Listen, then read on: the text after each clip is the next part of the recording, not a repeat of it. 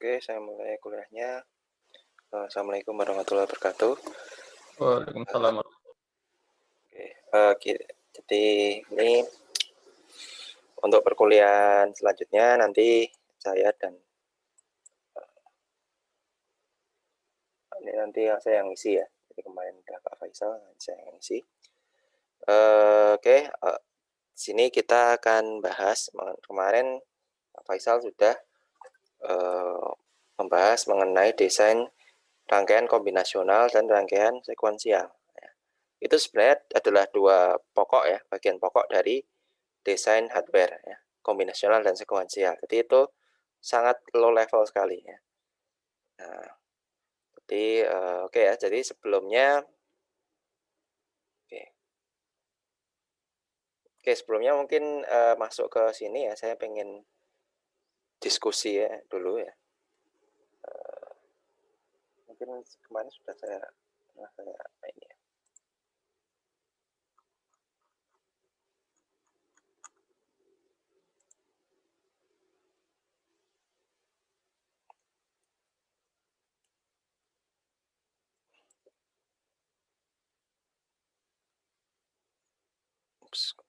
Sendiri.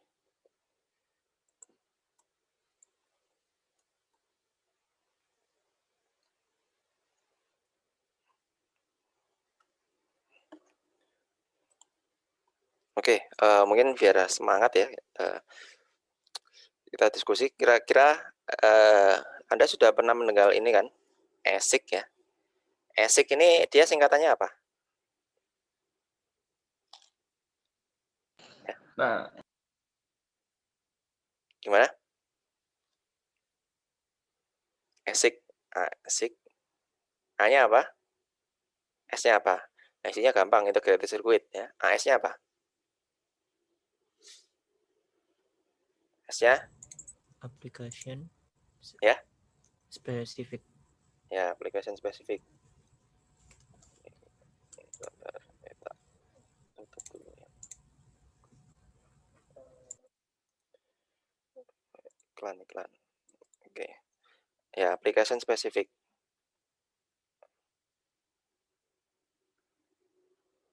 Specific IC ya, application specific IC. Contohnya apa? Bisa mencontohkan application specific IC enggak? Ada banyak sekali. Ada yang bisa ngasih contoh enggak? mungkin kayak NE555 itu. Gimana? Kayak IC 555NE yang timing. IC 555. Oke, terus? Fungsinya buat apa tuh IC 555 ini? Kayaknya buat delay gitu ya. Oke, flip flop ya, LED. Apalagi?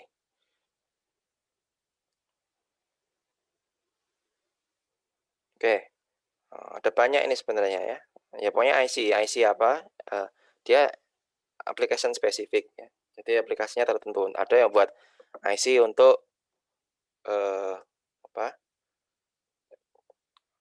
IC untuk misalkan baca SD card ya, atau serial ya, atau khusus untuk coding MP3 ya, nyetel lagu, nyetel video ya, ada banyak ya. Kemudian ada prosesor.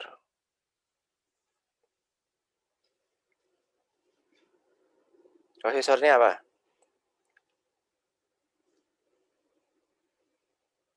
Ya, ada atau general purpose prosesor. Prosesornya apa? Contohnya kalau ya ini saya contohkan lagi aja ya. Misalkan yang di ARM, kemudian STM32. Nah, ini contoh prosesor ya. Jadi di komputer kalian Intel dan sebagainya, AMD ya. Kira-kira bedanya IC dengan prosesornya apa nih? Bedanya mendasar. Bedanya mendasar apa? Kegunaannya atau Pak? Penggunaannya, ya, penggunaannya apa? Kata kuncinya apa? Penggunaannya. Lebih spesifik. Oke, ya itu betul. Jadi ini ya, ini ASIC ini spesifik. Sementara prosesor ini adalah general purpose. General purpose. Jadi bisa apa saja ya. IC 55 misalkan. Ini untuk IC untuk mengenerate clock ya. IC untuk mengenerate clock. Misalkan generate clock. Memangnya generate clock prosesor tidak bisa? Bisa enggak? Generate clock. Bisa aja ya. Bisa generate clock gampang kalau prosesor. Tinggal +1 0 +1 0 ya. Oke, ini spesifik, ini general purpose ya. Prosesor.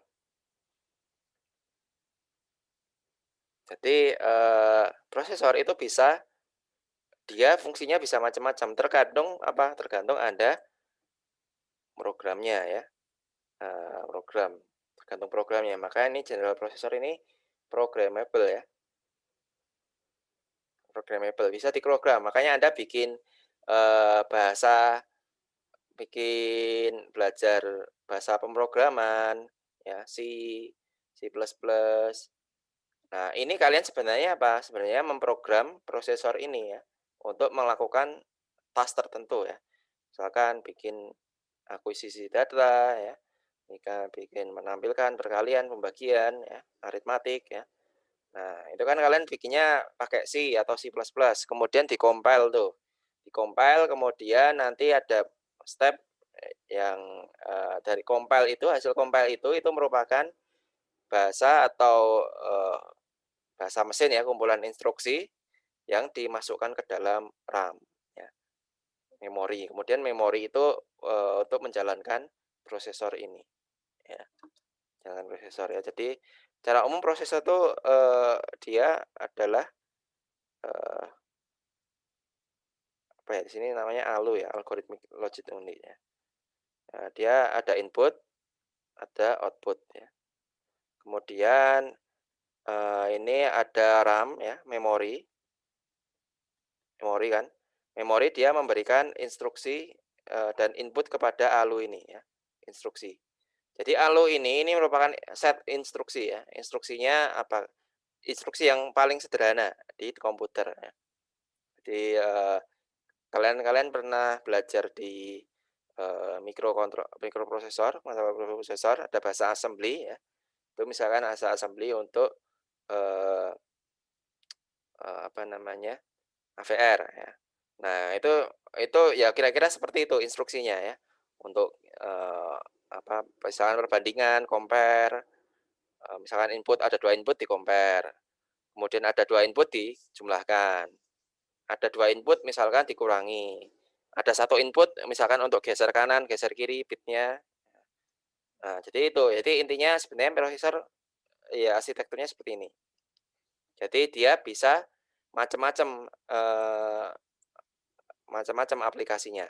Tergantung Anda sudah programnya. Sementara kalau ASIC ini dia adalah application specific. Ini fix ya fungsinya ya. Fungsinya fix, ya, tidak programmable. Oke. Nah, kalau kayak gini berarti kalau misalkan prosesor itu bisa mengerjakan banyak hal, general purpose, sementara ASIC itu spesifik ya. Kenapa kita masih memakai ASIC? Nah, kenapa nggak semuanya aja prosesor? Apa kira-kira? Mungkin dari sisi cost, Pak. Ya, cost. Ya, dia lebih ekspensif ya.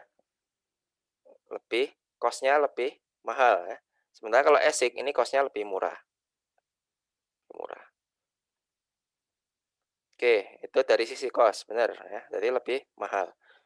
Namun selain cost, general purpose ini juga kelemahannya ini adalah dari sisi speed-nya juga ya. Speed-nya, karena general purpose ini dia istilahnya palu gada ya. Dia dari sisi speed arsitekturnya dia dibuat general, bisa apa aja ya. Nah, tentunya ada trade off di sisi speed-nya ya. speed-nya dia ya secara umum lebih rendah lah. Ya. Karena kalau aplikasi spesifik dia memang didesain untuk mengerjakan itu ya, maka dia speed-nya lebih tinggi ya. Ya ibaratnya kalau Anda mempekerjakan orang ya, yang orang satu dia bisa apa aja ya, bisa apa saja. Dia ngerjakan misalkan ada penjaga toko ya, pabrik ya, misalkan. Nah, dia yang satu penjaga ini dia ngerjakan apa aja, mulai dari jaga toko, nyiapkan barang, atau apa namanya, menyiapkan barang, melayani pembeli ya, dia ngerjakan apa saja. Nah, dibandingkan kalau Anda mengerjakan satu pekerja tapi spesifik untuk misalkan untuk menyiapkan display barang. Nah, tentunya dari sisi kecepatan yang aplikasi spesifik ini tentu lebih cepat ya, lebih bagus hasilnya. Oke. Nah, itu apa namanya, dari sisi speed ya. Jadi bedanya seperti itu. Kemudian ya, kemudian ini baik ASIC maupun prosesor ini kan sama-sama IC ya, sama-sama IC. IC ini kalau dari sisi manufaktur itu nggak bisa kita produksi itu cuma satu buah ya. Cuma satu buah ini nggak bisa produksi. Itu minimal, ya bukan minimal, tapi dia harus produksi massal. Harus produksi massal.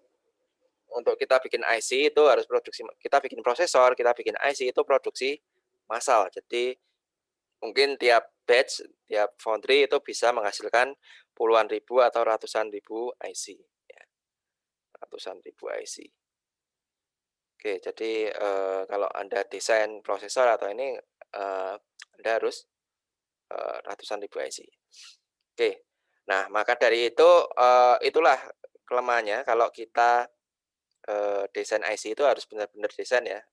Kemudian nanti produksinya harus banyak.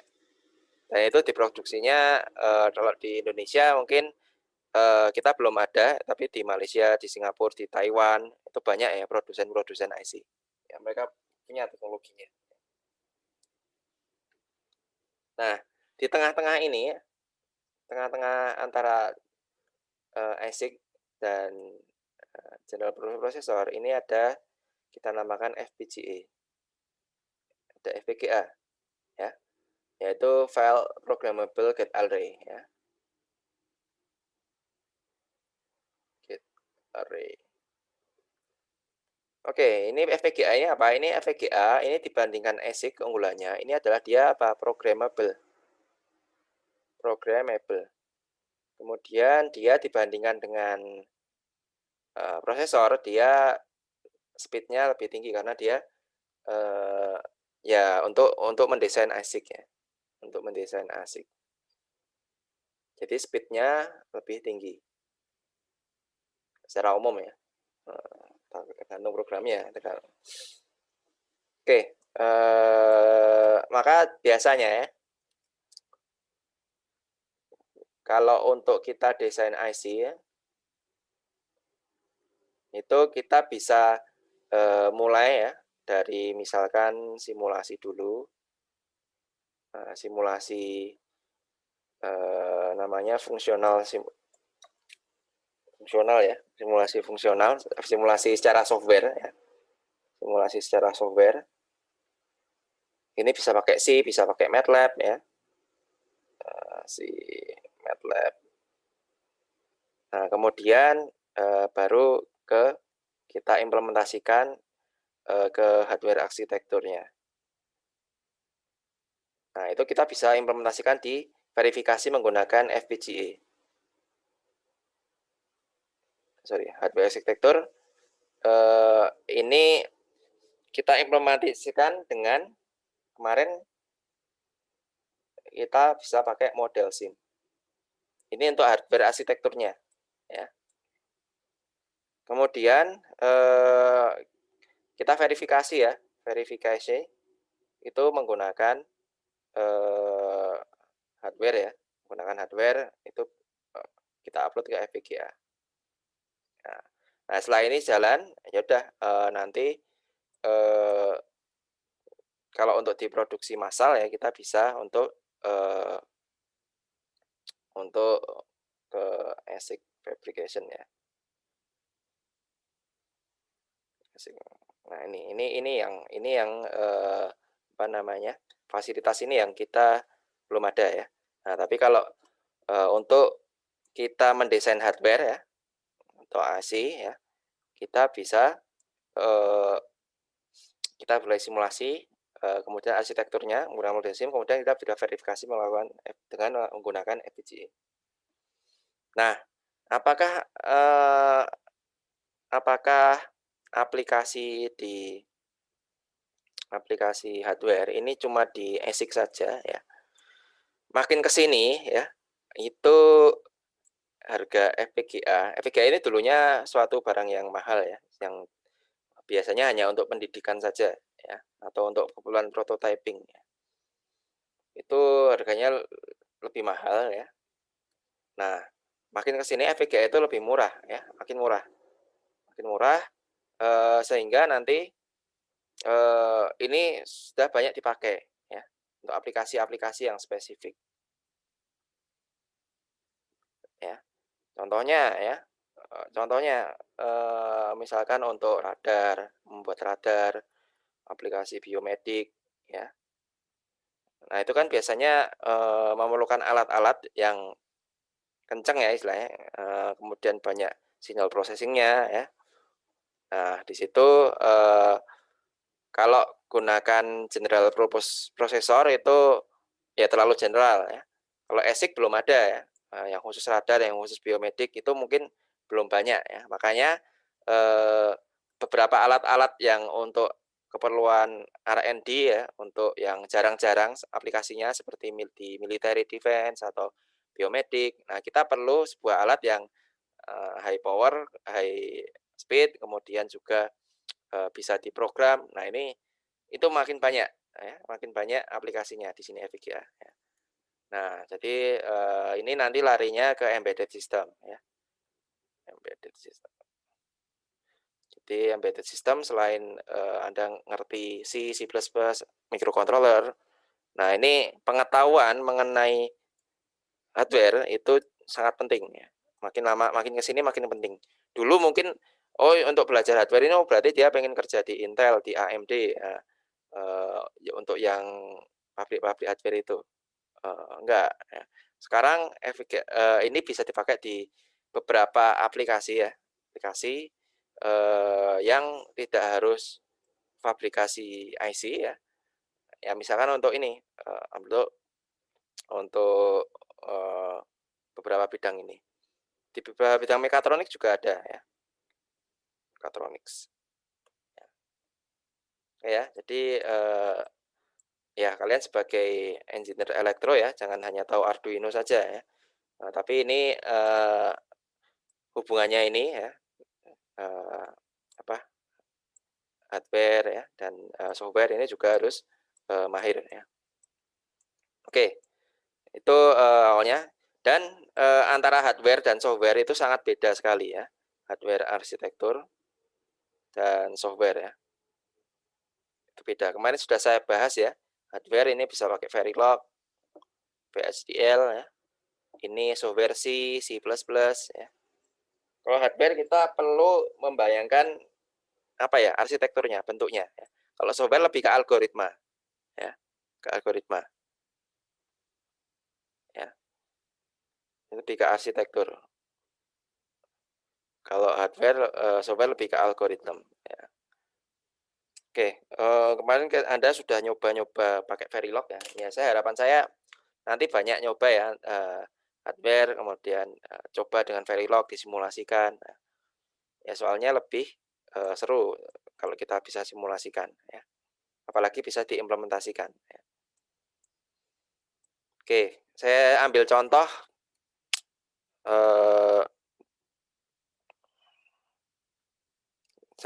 ya sebuah embedded system yang terdiri dari hardware dan software processor mobile phone ya.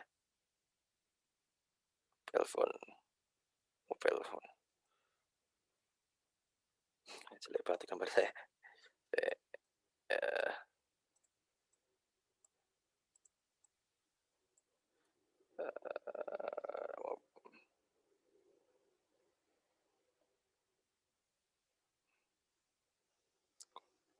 Nah, ini mobile phone.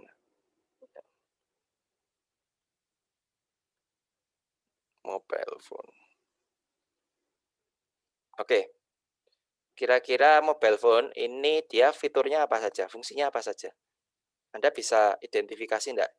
Yang mana dia menggunakan ASIC, yang mana dia menggunakan prosesor. Ini mobile phone ini contoh yang bagus untuk dia merupakan kombinasi ASIC dan prosesor. Kira-kira dari fitur-fiturnya. Apa? Yang ASIC kira-kira apa saja? ASIC mungkin menerima sinyal, memancar sinyal mungkin. Oke, menerima sinyal, memancar sinyal. Contohnya sinyal apa? Seluler. Seluler ya. Seluler. Mungkin LTE ya. Sinyal kan ada banyak nih, nggak hanya cuma seluler, apa aja? NFC. NFC. Kemudian Bluetooth. Bluetooth ya. Kemudian WiFi ya. Terus apa lagi?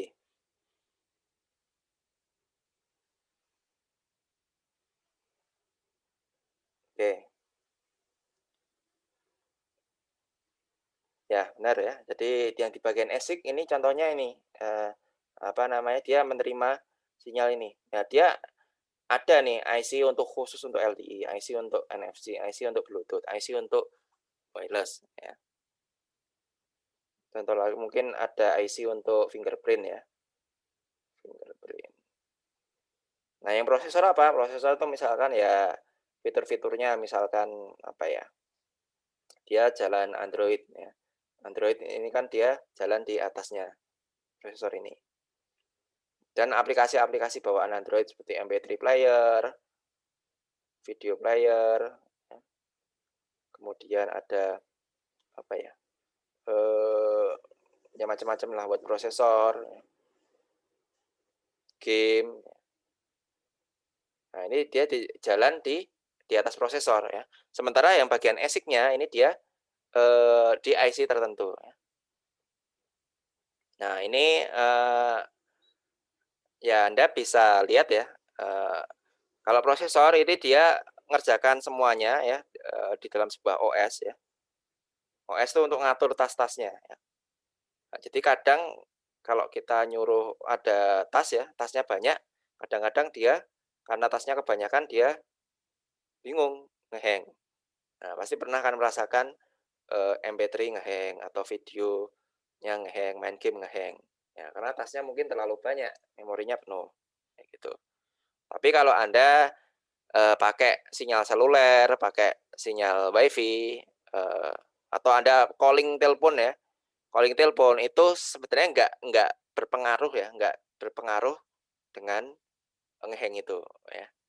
Ini nggak berpengaruh ya. Tapi kalau aplikasi-aplikasi untuk yang ini dia berpengaruh ya. Kalau main game sambil ini ya.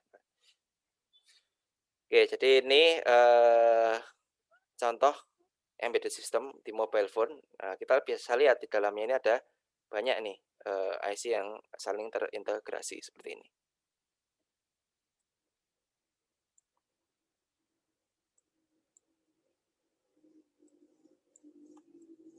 Oke, itu ya pembukaannya. Jadi sebenarnya nanti akan menarik kalau kita belajar hardware IC ya. Bagaimana kita mengimplementasikan hardware ya dari blok diagram ya. Blok diagram. Jadi ini sebenarnya nanti kalau kita masuk lebih dalam itu isinya keluar semua elektro ya. Teori kontrol ada, teori telekomunikasi ada ya, bahkan aplikasi untuk power juga ada ya. Ini jadi sebenarnya dari sesimpel handphone ini yaitu isinya ini semua apa namanya teknologi-teknologi di electrical engineering semua ya. Dan kalau Anda lihat ya, Anda bayangkan ya, handphone itu kan kemajuannya pesat ya. Kemajuannya pesat, prosesor juga kemajuan pesat, komputer kemajuannya pesat. Sebenarnya apa sih yang menyebabkan pesat itu ya? Nah, itu kan pasti ujung-ujungnya adalah uang ya, ujung-ujungnya duit ya, UUD ya. Nah, dia nggak mungkin ganti teknologi ya, kalau nggak ada duitnya ya. Nah, ini karena memang industri ini dia industri ini duitnya itu banyak ya, maka dia nggak masalah ganti teknologi ya. Yang lama teknologi yang lama ditutup, pabrik dengan teknologi yang lama ditutup, ganti baru. Ya, sehingga dia berkembangnya cukup cepat ya. Oke. Nah, sekarang kita masuk balik ke pembahasan, yaitu adalah ya kemarin Anda sudah belajar mengenai kombinasional, kemudian sekuensial. Nah, sekarang kita belajar mengenai data path ya. Oke, jadi data path itu apa ya? Nah, kemarin Anda sudah belajar membuat controller FSM ya. Nah, jadi controller FSM itu intinya adalah gimana Anda membuat atau mengolah sinyal kontrol ya. Jadi pada umumnya itu sebuah sistem ini dia memiliki dua buah jenis data ya. Jadi yang pertama kontrol, yang kedua data. Kontrol itu untuk misalkan untuk ya untuk kontrol ya. Biasanya dia bitnya kecil ya. Kemudian data ini adalah datanya yang akan diproses ya, akan diproses. Oke.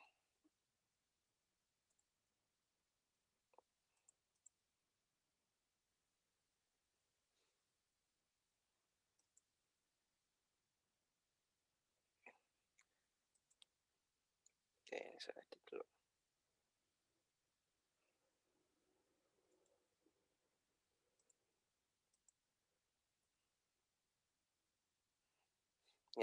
Ya, jadi kalau biasanya ada blok diagram. Ada blok diagram kan.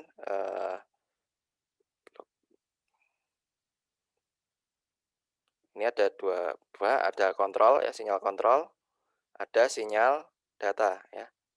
Nah, sinyal kontrol itu biasanya cuma 1 bit, 2 bit ya. Kalau data ini biasanya banyak ya.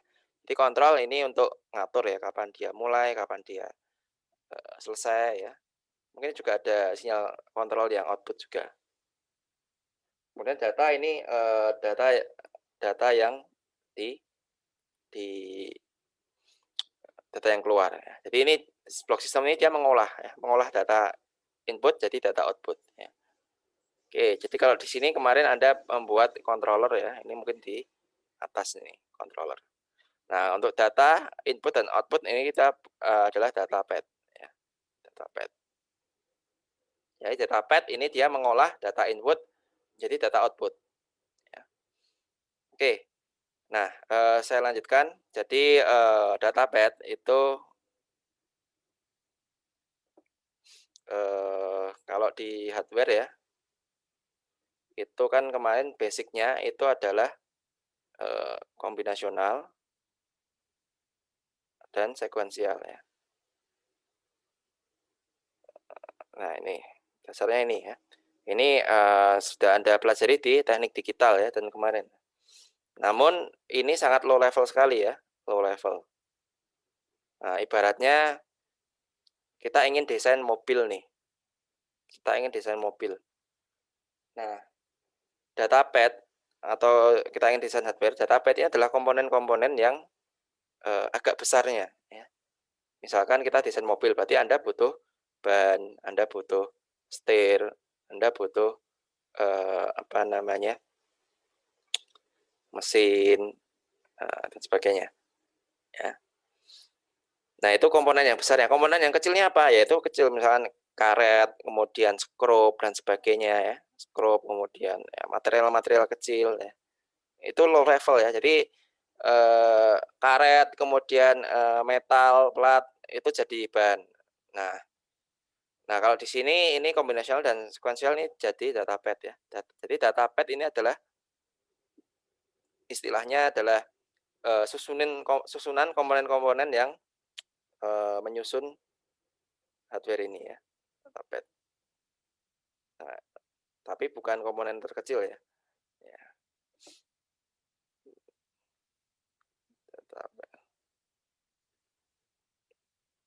Oke, jadi kita perlu tahu kira-kira apa saja sih blok-blok datapad ya. Jadi di sini Anda sudah belajar basicnya mengenai kombinasional, rangkaian logik dan sekuensial. Nah, datapadnya sedikit lebih ke atas ya. Jadi beberapa susunan yang bisa kita susun dari sekuensial dan ini tadi kombinasional. Oke, yang pertama register ya. Yang pertama adalah register. Register ini fungsinya adalah untuk menyimpan data, ya. Menyimpan data dalam menyimpan data, ya. Jadi dia datapad ini untuk register untuk menyimpan data. Oke, jadi secara basicnya register itu hanya untuk meload data tiap clock cycle. Ini basicnya seperti ini. Ya. Oke, ada beberapa tipe register ya. Ada banyak sekali register ya, tipenya. Tergantung kontrolnya mau dibuat seperti apa. Ini sangat bebas ya, sangat bebas Anda menentukan ya behaviornya. Yang jelas fungsi register ini adalah untuk menyimpan data dalam satu single clock. Ya. Oke ya, jadi register di sini untuk menyimpan data. Oke, jadi ini ada input load ya. Load itu berarti untuk transfer ya, untuk menulis ya, menulis.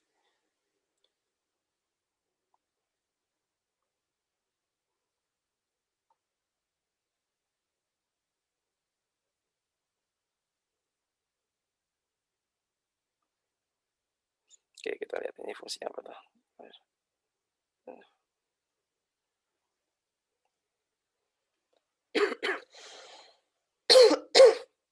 Oke, load ini berarti dia ada data, load ini berarti ngambil datanya ya, ngambil data dari register. Oke. Berarti kalau kayak gini, kalau loadnya 1, ini berarti dia ngambil data dari register. Ya. Oke, ini kalau seperti ini berarti ada 3 register ya. Loadnya 1 ya.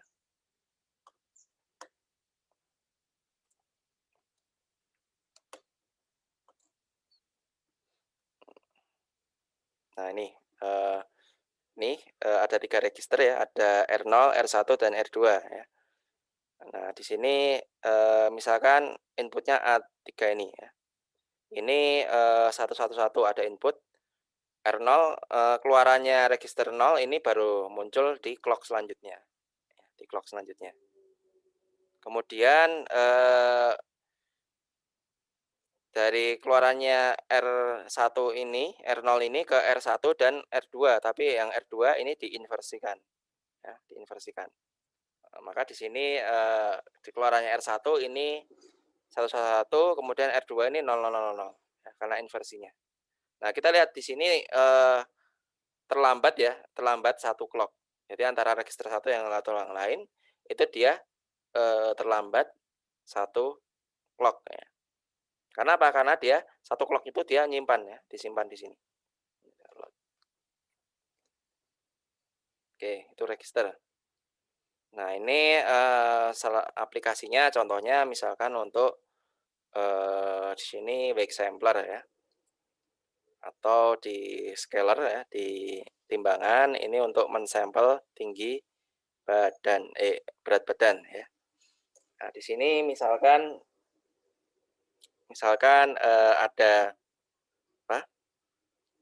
ada timbangan. Nah, ini didapatkan datanya, kemudian ada tombol save nih. Ya, tombol save dia nyimpen. Nah, jadi kan kalau Anda nimbang itu kan kadang fluktuatif ya nilainya. Nah, Anda pengen agar dia simpan di waktu tertentu, klik tombol save. Nah, kemudian dia akan tersimpan di sini ya, save back ini. Oke, ini apa?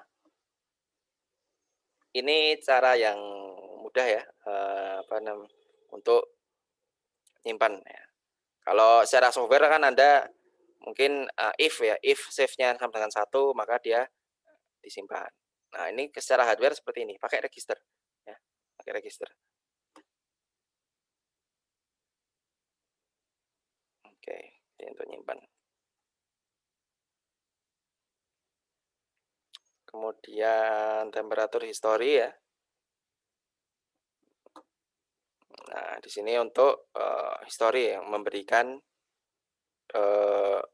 history ya, atau rekaman ya dari temperatur. Misalkan ini temperatur kan, kemudian ini timernya ini dia pulse every hour ya. Jadi ada pulsanya tiap 1 jam. Nah, berarti di sini adalah didapatkan data temperatur yang sejam,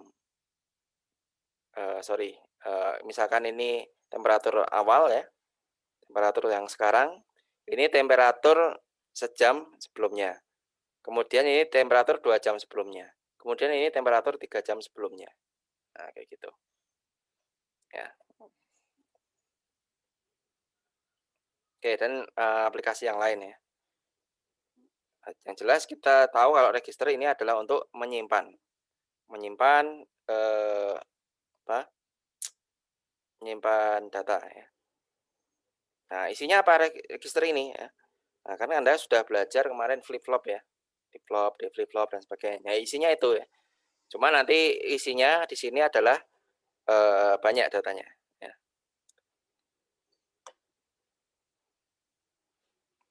Oke.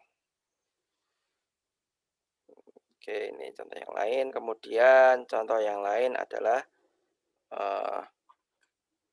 ini komputer checkboard ya. Kemudian shift register. Shift register ini artinya register tapi dia dengan ada inputan dia akan menggeser isinya ya, menggeser isinya. Jadi misalkan seperti ini 1101 digeser ke kanan. Ininya hilang. Ya, hilang. Kalau misalkan nilainya ini nggak hilang tapi pindah ke kiri misalkan, itu nama shift register juga tapi namanya circular ya, shift register. Oke. Ini tipe register yang lain ya. Jadi untuk menggeser ya. Atau rotate register ini kalau gesernya dia balik lagi ke sini.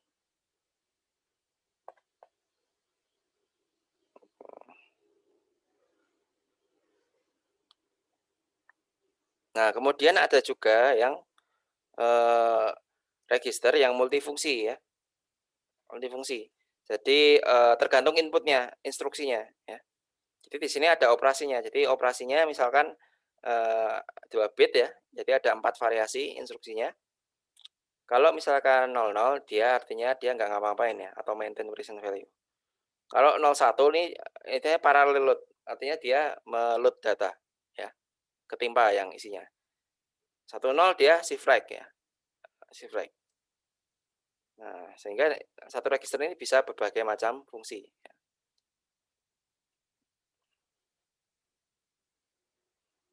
Nah, contohnya ini ya. Jadi kalau di wiring bentuknya seperti ini ya, untuk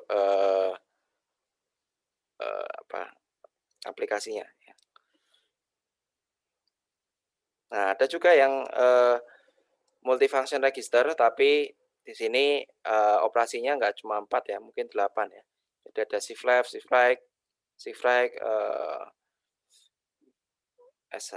right punya prioritas yang lebih tinggi dari shift left ya, parallel dan sebagainya. Ya.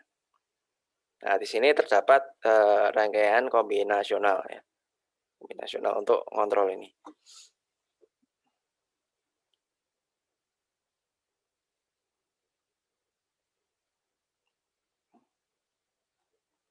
Oke, kalau Anda baca di datasheet-nya IC ya, pasti Anda akan sering ya lihat mode-modenya apa, input bitnya berapa. Nah, kayak gini ya. Jadi memang detail. Jadi di sini untuk register operation table ini untuk melihat variasi inputnya, terus kemudian nanti fungsinya ini operasinya untuk apa.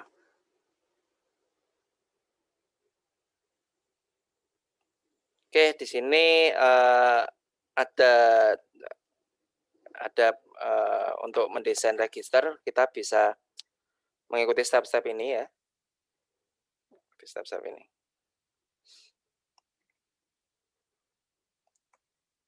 Oke.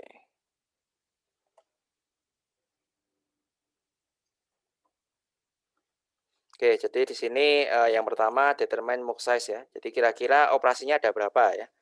Operasinya misalkan ada 5 ya. Berarti Anda butuh 3 bit ya. 3 bit. Nah, kalau 3 bit itu nggak ada 5 itu nggak ada pas 5 ya. Pasti ke 3 bit berarti ada 8. Muxnya ada 8 kali 1. Ya. Nah, create mux operation table. Nah, ini untuk operasinya seperti ini. Kemudian mux-nya ini di connect mux input. Oke, jadi di sini ini selektornya S2, S1, S0 ya. Kemudian ini operasinya ya. Nah, jadi register ya, registernya ini kan DG ini kan dia tergantung dari inputnya. Jadi register ini sebenarnya cuma ini aja ya.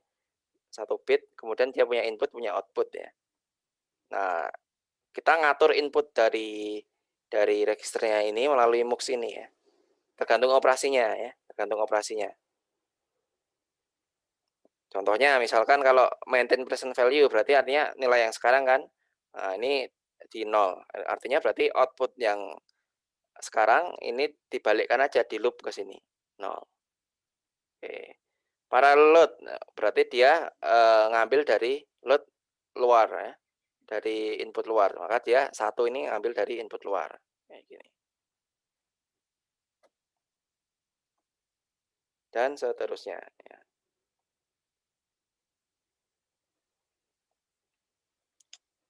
Shift left ini berarti dia ngambil dari register yang key-n min 1 ya, yang lain. Oke.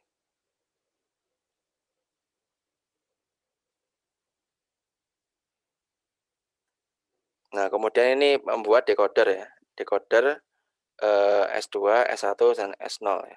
S2. Ini map control line ya. Jadi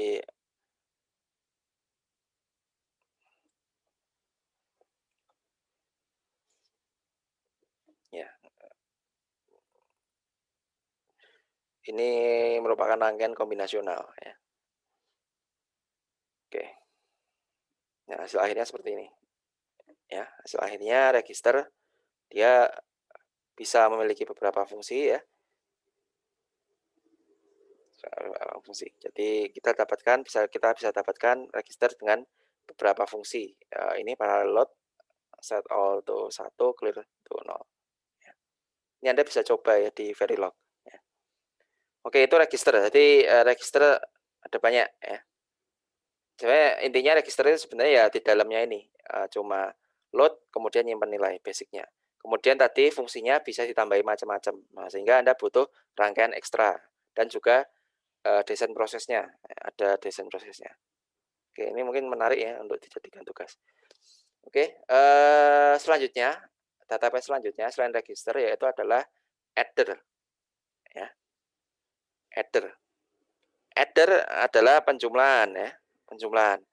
Anda sudah belajar membuat adder menggunakan kombinasional ya. Dengan kombinasional. Nah, contohnya misalkan membuat adder 2 bit ya, adder 2 bit berarti inputnya ada 2, masing-masing 2 bit ya. Hasilnya 2 bit ditambah 1 carry. Nah, Anda bisa mendesainnya itu dengan menggunakan truth table seperti ini kan. Nah, truth table kemudian Anda buat rangkaian kombinasionalnya. Nah, masalahnya adalah bagaimana apabila addernya itu makin banyak ya. Misalkan kalau adder 2 bit, truth table-nya ini cuma 16 baris. 8 bit 65.000 baris. 16 bit itu sekitar 4 miliar. 32 bit, nah ini sampai nggak bisa ada bilangannya. Nah, jadi membuat adder, ya, membuat adder jumlah transistor dari 16 bit adder ini kita lihat ya, multiplikasi dengan cepat ya. Nah, jadi di sini ada 2 bit, 3 bit, 4 bit, dia 8 bit. Transistornya jadi banyak sekali kalau kita menggunakan pendekatan kombinasional ya. Mau penjumlahan berapa? 8 bit tambah 8 bit aja transistornya sampai 8.000. Nah, kalau pakai kombinasional. 8 bit itu padahal bilangan 0 sampai 255 ya. 0 sampai 255. Mau jumlahkan aja Anda butuh transistor sampai 8.000. Nah, tentunya ini tidak visible kalau combinational design process. Nah, makanya dari itu kita perlu semacam pendekatan arsitektur juga. Jadi selain menggunakan tabel kebenaran ya. Tabel kebenaran ini dia tidak optimal ya. Maka kita perlu pendekatan menggunakan bagaimana kita desain arsitektur yang lain untuk adder. Nah, kita adder ini terinspirasi dari kita ngitung menggunakan tangan ya. Immediate adding by hand ya. Jadi misalkan A111, B0110 ya. Pertama kan kita hitung nih yang paling kanan dulu ya. Paling kanan dulu ditambahkan hasilnya berapa? Ada carry-nya enggak? Kemudian ini di baris selanjutnya. Ada carry-nya enggak? 1 tambah 1 ada carry-nya 1 ya. Dan seterusnya. Nah, didapatkan hasil seperti ini. Ya. Nah, dengan terinspirasi cara seperti itu, kita bisa desain adder ya, untuk yang lebih dari 2 bit itu menggunakan seperti tadi ya. Seperti tadi. Ya. Jadi kita awal mulanya itu yang dari kanan itu A dan B ya, ditambahkan dulu. Dia hasilnya berapa? Ada carry-nya. Kemudian ditambahkan, ada carry-nya, tambahkan ada carry-nya sampai terakhir.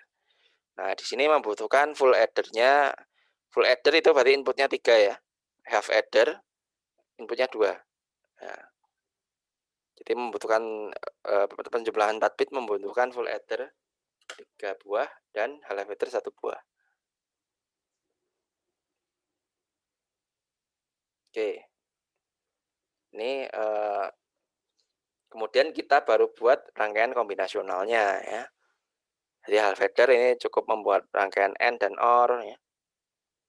Full adder ini ya agak lebih rumit ya, ada beberapa AND dan beberapa OR dan SOR ya. Oke.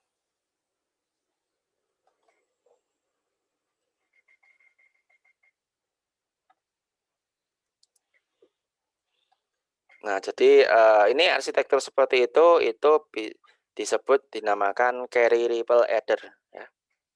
Carry ripple adder. Jadi carry ripple adder ini adder 4 bit ya. Ini dijumlahkan 4 bit tambah 4 bit sama dengan 4 bit ada carry-nya 1 ya. Nah, jadi dia isinya half adder ditambah full adder-nya sejumlah ini ya. Oke.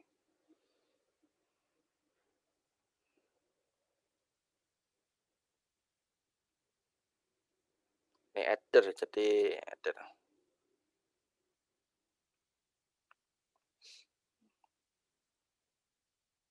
Oke, next.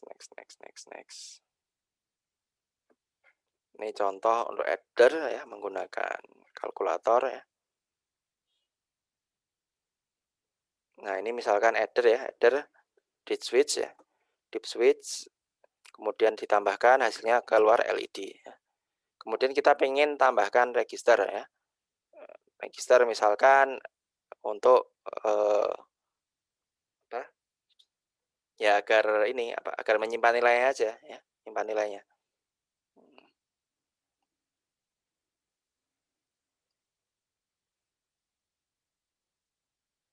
Jadi di sini ini dijumlahkan nggak langsung keluar, tapi kalau tombolnya kita pencet baru dia keluar.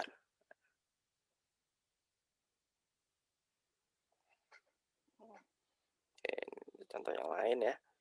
Jadi untuk kompensasi wake scale ya, timbangan, ada wake sensor, kemudian ada kompensasinya berapa, dijumlahkan. Oke.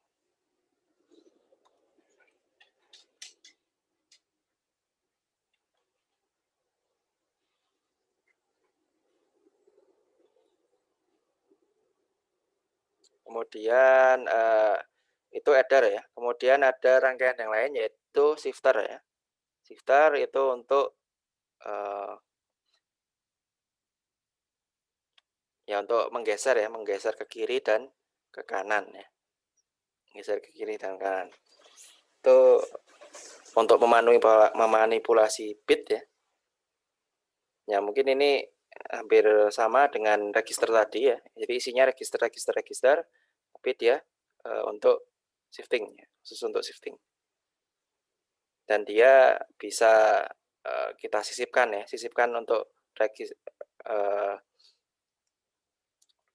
untuk inputnya yang mau disifkan. Jadi misalkan ini ya, shifter ini berguna untuk misalkan perkalian, ini bisa ya, atau pembagian. Ya. Perkalian karena biner ya. Jadi kalau digeser ke kiri dia dikalikan 2, tapi kalau digeser ke kanan dia dibagi 2. Ya. Contohnya di sini misalkan convert 8 bit Celsius menjadi 8 bit input Fahrenheit. Ini kan C kali 9/5 tambah 32. Nah, di sini besarnya 8 bit di shift ke kiri ya. Shift ke kiri 1 ya. Jadi artinya dia dikali 2. Dikali 2 kan ini kan kali 9/5 ya, kali 2. Nah, kemudian dia ditambahkan 32 ya. Ya, ini dia aproksimasi. Jadi dia tidak 95. Jadi aproksimasi kali 2 ditambah 8 bit adder.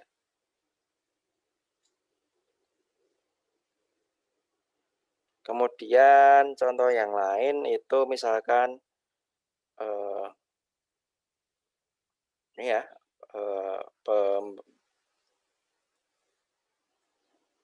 misalkan ini averager ya, membuat rata-rata. Jadi ada temperatur, register ya, RA, RB, RC ya.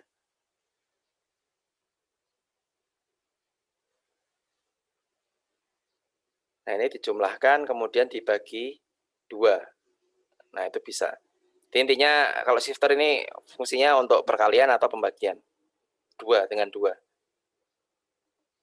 Nah, jadi ini ada nilai 4 temperatur, kemudian dijumlahkan, kemudian di shift ke kanan 2 kali. Artinya kan berarti dia dibagi 4. Ya.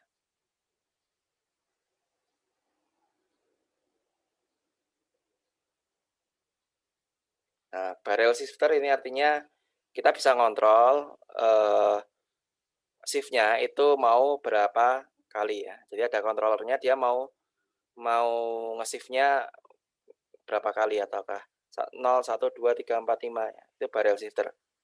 Ya.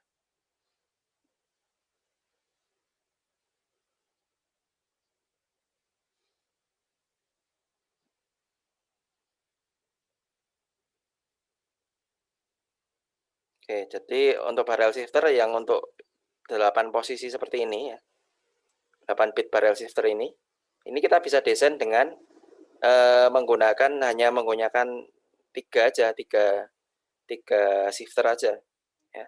Jadi yang pertama shift ini untuk geser 4 kali, ini geser 2 kali, geser 1 kali ya.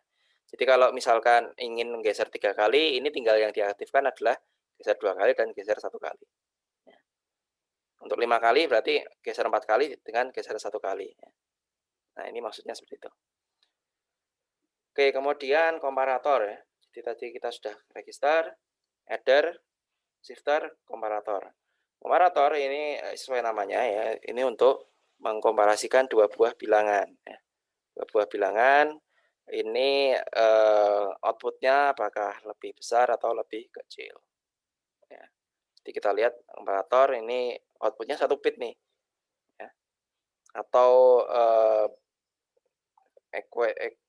kalau di sini komparator equality ya. Kalau equality ini berarti sama atau enggak. Ya. Sama atau tidak.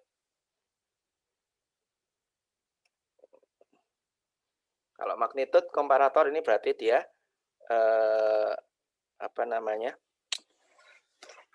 membandingkan apakah lebih besar atau lebih kecil ya. Nah, misalkan A dan B dibandingkan nih, ini lebih besar atau lebih kecil ya. Nah, ini biasanya cara kerjanya kita lihat nih. Jadi 1011 dan 1001. Kita lihat dari awal, bit awalnya dulu ya. Bit paling depan ini sama enggak? Oh, ini sama. Oh, ini bit kedua juga sama. Bit ketiga baru beda nih. Nah, ini baru yang A ini lebih besar dari B. Nah, cara kerjanya juga mirip seperti itu ya. Ya, jadi nah kerjanya ini di yang bit yang terakhir ya, ini dibandingkan dulu ya. Bandingkan dulu greater, equal atau less than. Less than. Nah, sehingga nanti akan didapatkan outputnya ya.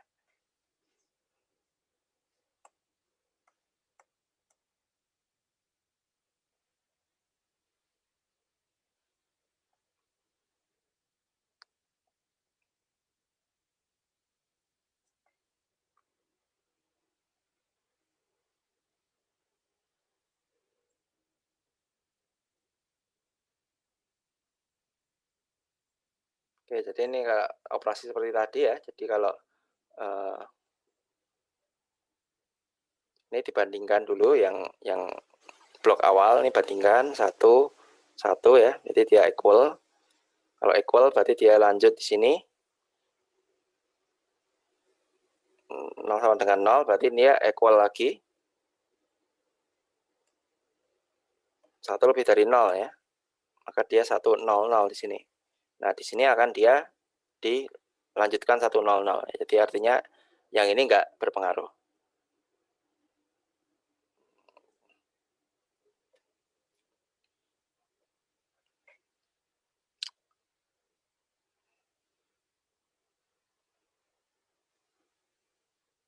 Okay, design combinatorial component that computes the minimum of 28-bit number.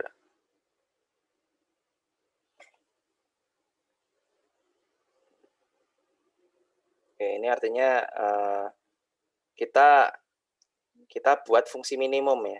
Jadi dari dua ini mana yang lebih kecil. Nah, ini kita bisa gunakan di sini mux ya. Jadi komparator, kemudian di sini ditambahkan ada mux. Ya. Oke, next. Cukup mudah ya. Jadi ini menarik ya. Kalau Anda buat di pemrograman, Anda buat membandingkan dua buah nilai minimal ya. Mencari minimal ya, itu kalau di secara hardware ini kayak gini ya. Jadi pakai komparator kemudian pakai mux. Ya. Jadi inilah fungsi minimal di hardware. Oke, tadi komparator ya. Kemudian yang selanjutnya adalah counter ya. Jadi counter itu sesuai namanya yaitu untuk counting ya, untuk counting. Jadi di sini ini penting ya, counter itu sering dipakai ya.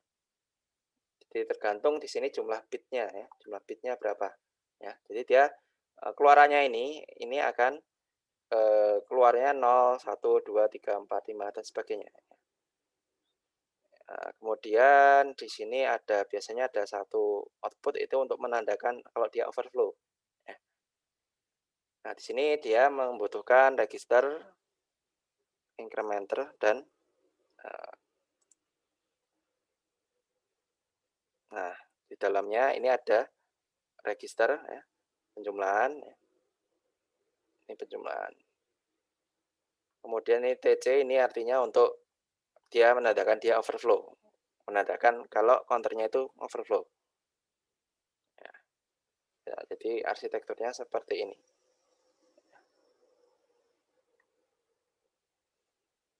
Oke, itu counter.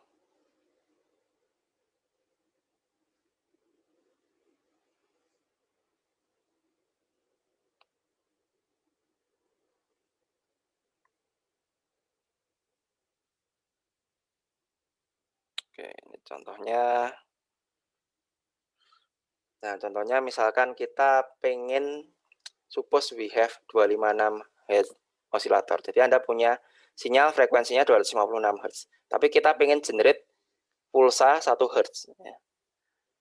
Nah, ini kita bisa manfaatkan nih dengan counter ini. Jadi kita di dalamnya di sini ada 8 bit counter. Kemudian yang kita manfaatkan ada ya TC-nya ini ya. Atau overflow-nya ini ya. Jadi tiap 8 bit satu-satu semua overflow dia akan mengeluarkan pulsa. Nah, ini karena 8 bit maka dia 256 per 256 jadinya 1 Hz.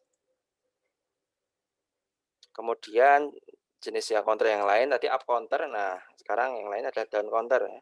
Down counter ini berarti -1 -1. Kemudian di sini NOR gate ya untuk mendeteksi dia 0000. Kemudian ada tipe yang up atau down counter ya. Jadi ini bisa diatur direksi arahnya, apakah dia mau dijumlahkan atau dikurangi. Dijumlahkan atau dikurangi. Nah, ini bisa dengan arsitektur gambar seperti ini. Ya, ini sebenarnya gambarnya menarik. Karena kita bisa tahu cara kerjanya ya, dengan melihat blok diagram. Ya.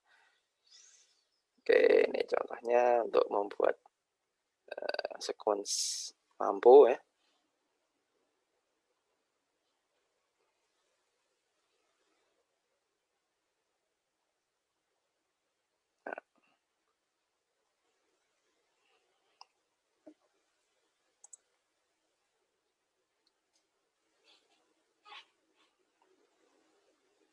Kemudian counter dengan parallel load ya, artinya dia bisa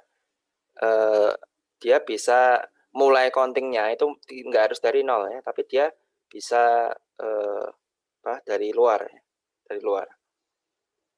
Jadi bisa dari luar. Kalau misalkan ada input yang dari luar, kemudian dia bisa mulainya dari situ.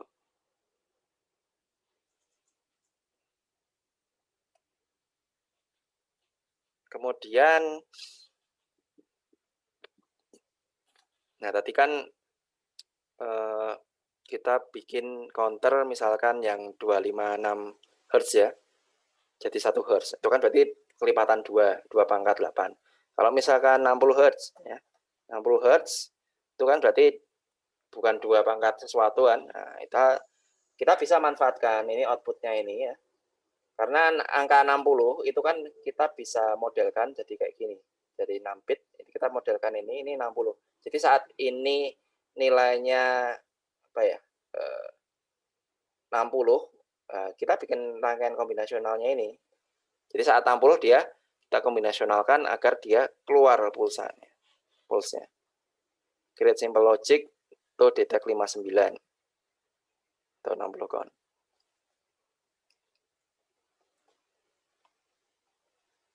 Oke, timer ya, ini aplikasi yang lainnya untuk timer.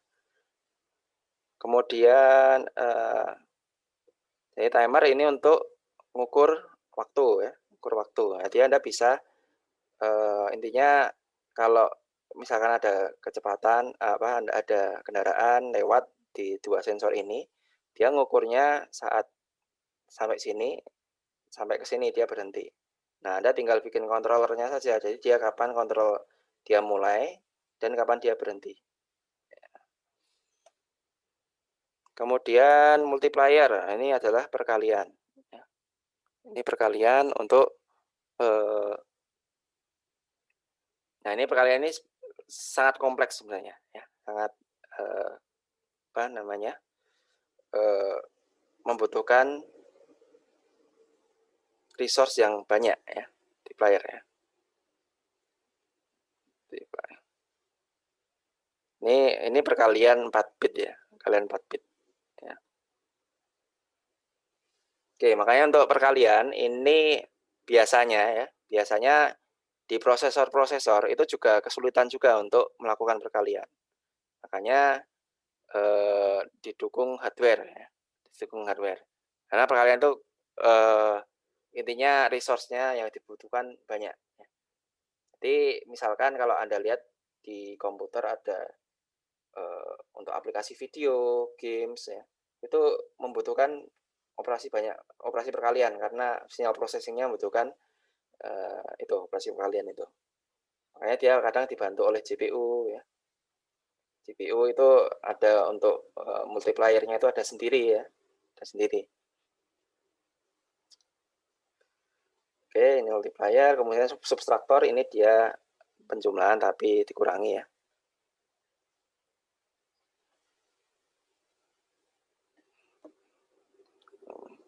Ada adder, ada subtraktor ya, subtraktor jadi dikurangi. Contohnya misalkan aplikasinya RGB to CMYK ya. Jadi RGB ini merupakan space warna, red, green, blue. CMYK ini juga space warna juga, color, magenta, yellow, K-nya itu kan lupa, hitam pokoknya K. Ya. Nah, jadi kalau kita digambar di komputer itu pakai RGB ya. RGB. Tapi kalau di printer itu kita convert dulu pakai CMYK ya. CMYK. Karena apa? RGB itu kan kita bisa gambarkan putih ya. RGB itu kelemahannya kita nggak bisa menggambarkan hitam. Nah, makanya untuk itu kita konversi ke CMYK, space color-nya. Nah, ini sebenarnya operasi matematis yang sederhana aja RGB ke CMYK ya. Ada rumusnya ya. Itu sebenarnya cuma aplikasi matematis saja. Nah, ini diimplementasikan dalam ini rangkaian ya.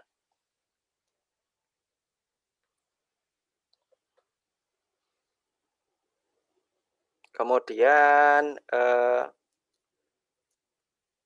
negatif number ya.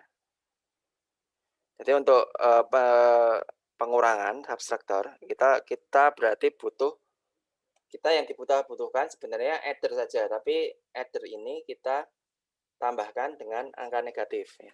Maka untuk merepresentasikan angka negatif itu dikenal namanya 2s complement ya. 2s complement. Jadi 2s complement ini kita bisa manfaatkan ya, rangkaian adder itu untuk sebagai subtraction. Oke, jadi ini contoh untuk 2s complement. Minus 5 direpresentasikan dengan 4 bit. Minus 5 ya.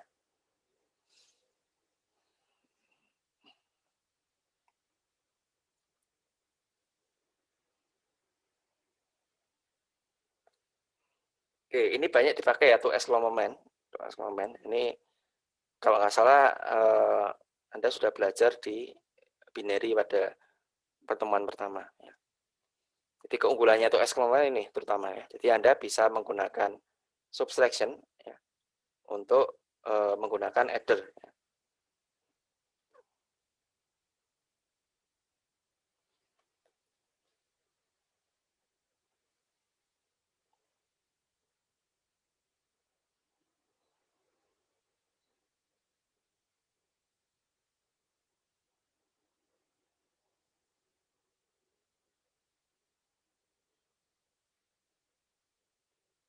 Oke, contohnya ini ya. Ini juga keunggulannya ya.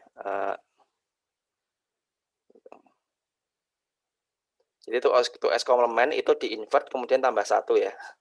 Di-invert ditambah 1. Di-invert ditambah 1. Nah, di sini kalau di adder ya, ini berarti A kurangi B ya. Jadi A, B. Nah, ini Anda bisa berarti invertnya B, A plus 2 komplementnya B. Berarti A plus invertnya B ditambah 1. Jadi Anda bisa B-nya itu diinvert dulu, terus kemudian di dalamnya ini ditambah 1. C inputnya ini 1. Maka hasilnya adalah A dikurangi B. Nah, itu keunggulannya 2s complement ya, untuk pengurangan. Kemudian kalau kita ingin membuat rangkaian ya, bisa jumlah, bisa ngurangi ya. Nah, ini tinggal Anda adder yang sudah ada, adder input A dan B ya. Nah, di sini ada sinyal kontrolnya, sub ini apakah ditambah atau dikurangi. Ya, kalau dikurangi 0, kalau dikurangin 1, kalau ditambah 0. Nah.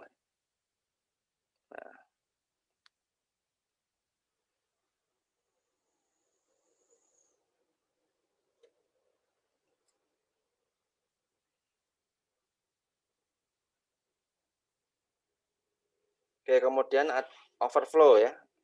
Overflow. Kadang hasilnya itu tidak bisa direpresentasikan dengan number of bit ya. Contohnya 4 bit to OS complement addition 011 7 ditambah 1 sama dengan 8.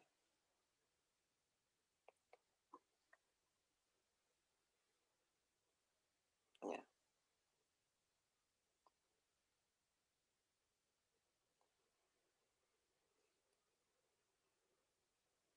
Oke, jadi ini contoh overflow ya. Jadi ini kalau ditambah dengan ini ya.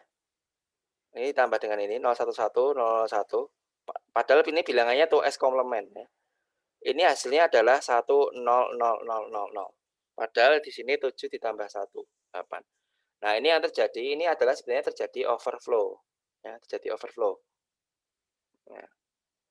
Jadi kalau ini kalau di itu S komplement kan, ini adalah 1000 ini adalah minus 8 ya. Oke. Oke, jadi ini ya, ini tuh S komplement, ini 7, tuh S komplement 1. Hasilnya 1000. Ini kalau di itu S komplement kan, ini hasilnya adalah minus 8, bukan 8. Ya, jadi ini sebenarnya yang terjadi adalah overflow. Nah, untuk mendeteksinya, ini kita perlu mendeteksi adanya overflow. Ya. Jadi cirinya ini adalah ciri terjadinya overflow ini adalah misalkan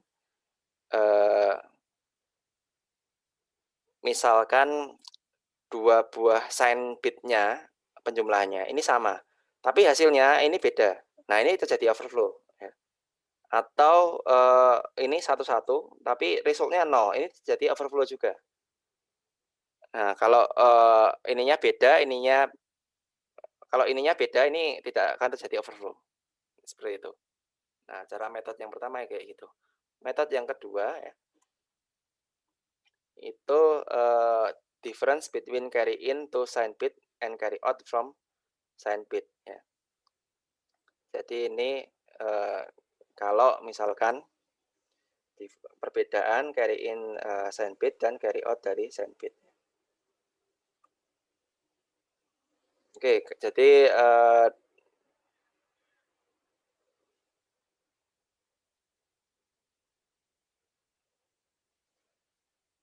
ya ini jadi kalau ini dijumlahkan kan 11 10, ini ada carry-nya ya.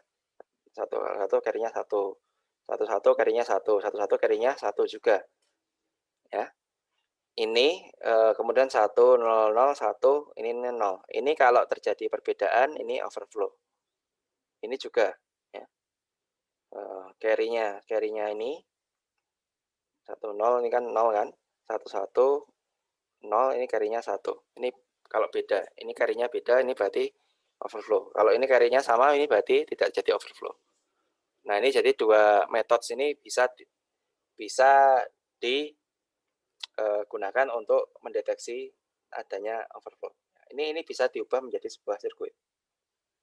Kemudian ini yang terakhir adalah ALU. ALU adalah Algorithmic Logic Unit. Artinya dia sebuah rangkaian yang dimana dia bisa melakukan berbagai macam operasi. Ya. Berbagai macam operasi. Jadi di sini ada ALU untuk 8 jenis operasi karena dia 3 bit ya. Dia bisa penjumlahan, pengurangan, increment 1, AND, OR, dan seterusnya. Ya. Jadi kita misalkan, contohnya misalkan kita pengen bikin kalkulator. Kalkulatornya ini bisa jumlahkan, bisa ngurangi, bisa operasi AND, OR, dan sebagainya. Nah, ini contohnya, ini. Nah, kita bisa jadi ini ALU ini adalah inti dari prosesor ya. Jadi ini prosesor yang paling sederhana. Ini prosesor 8 bit apa ya? Instruksi prosesor dengan 8 instruksi saja. 8 instruksi karena dia instruksinya cuma ini. Nah, Anda bisa lihat ya, kalau AVR itu instruksinya ada berapa? AVR, apa ya? AVR, number of instruction. Nah, ini ada instruction set.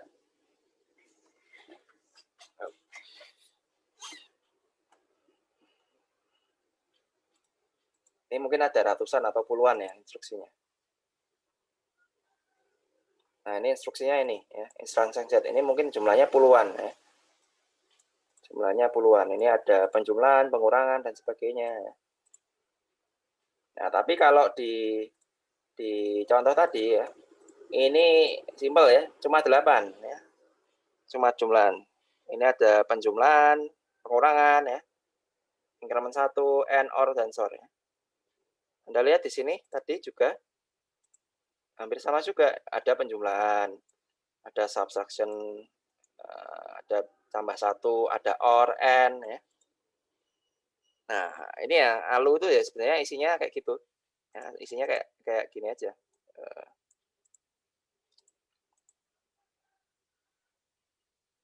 Isinya kayak gini. 8 instruksi ya.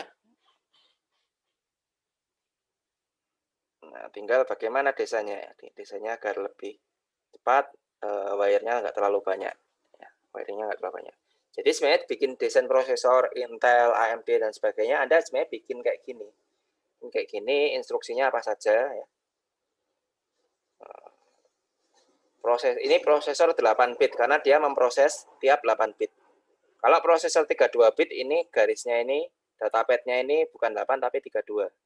Prosesor 64 bit ini datapad-nya ini bukan 8 tapi 64. Gitu. Ini basic dari prosesor. Oke. Oke, mungkin itu aja. Ada yang tanyakan?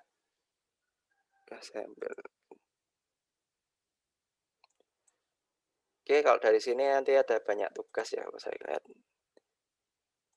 Nanti tugasnya saya share di Spada. Ada pertanyaan?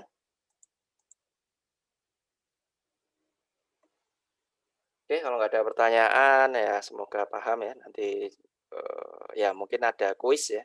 Ada kuis. Minggu depan kita mulai jam 1 ya. Jam 1 nanti ada kuis ya. Jadi datangnya on time ya. Oke, makasih. Assalamualaikum warahmatullahi wabarakatuh. Waalaikumsalam warahmatullahi wabarakatuh.